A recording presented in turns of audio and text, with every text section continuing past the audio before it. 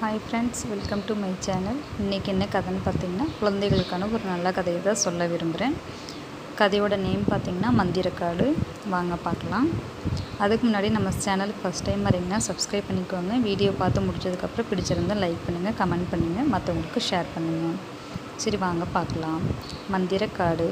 ஒரு நாள் ரம்யா மற்றும் சுபி எனும் இரு தோழிகள் ஒரு பெரிய காட்டுக்குள் செல்ல தீர்மானித்தனர்.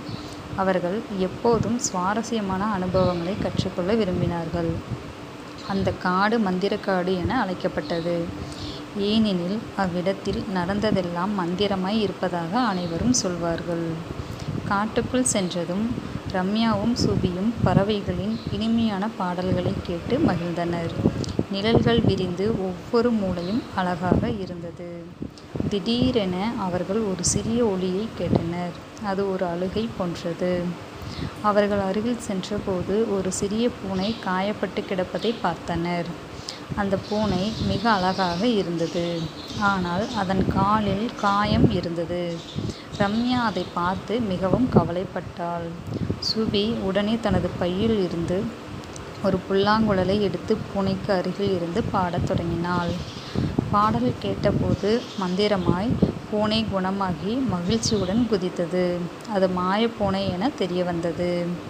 மாயப்பூனை குழந்தைகளை பார்த்து, நீங்கள் என்னை குணமாக்கியதற்கு நன்றி, இதோ உங்களுக்காக ஒரு பரிசு என்று கூறி ஒரு பொக்கிஷ பெட்டியை கொடுத்தது. இருவரும் பொக்கிஷ பெட்டியை திறந்தபோது அது நிறைந்த அழகான விளையாட்டு பொருட்களும் புத்தகங்களும் இருந்தது. ரம்யா மற்றும் சுபி மிகவும் மகிழ்ச்சியுடன் அந்த பொக்கிஷத்துடன் வீடு திரும்பினார்கள். மற்றவர்களுக்கு உதவும் போது நாம் அதிக மகிழ்ச்சியை அடையலாம். அதுவே ஒரு பெரிய பரிசாக இருக்கும்.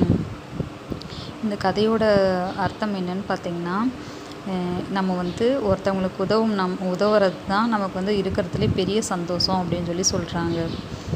இந்த கதையை குழந்தைகள் விரும்புவார்கள் என்று நம்புகிறேன். நீங்கள் மேலும் கதைகளை விரும்பினால் தயவு செய்து கேளுங்கள். நம்ம சேனல் பிடிச்சிருந்தால் சப்ஸ்கிரைப் பண்ணிக்கோங்க, லைக் பண்ணிக்கோங்க, மற்றவங்களுக்கு ஷேர் பண்ணுங்கள். மறக்காமல் இந்த கதை எப்படி இருக்குன்னு கமெண்டில் சொல்லுங்கள். தேங்க்யூ.